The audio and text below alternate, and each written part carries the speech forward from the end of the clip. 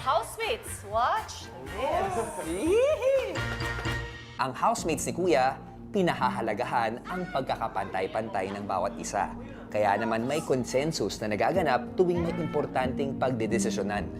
At nang minsang hindi nasunod ang sinang-ayunan tungkol sa pagkain, kaagad naman nila itong pinag-usapan. Hindi ko alam kung nag-guess nyo, pero didiretsuhin ko na yung about sa tocino. So, nilist daw natin yung mga dapat bilhin, nag-agree lahat. But lahat ba tayo na-enjoy yung perks? Kasi it's the items na lahat tayo nag-agree to give out 500 each. I don't know yung reason kagabi bakit Ganun yung nangyari doon sa tocino tsaka sa hotdog. Alam naman kasi natin na iba gutom na talaga. Diba? At yun ang easy i-prepare, diba? Kasi lahat sobrang busy na talaga. So, next time, alam na natin.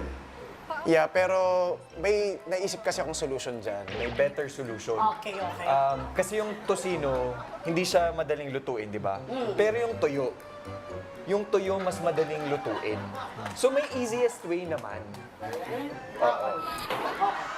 Pero alam, gutom na ka talaga kayo, diba?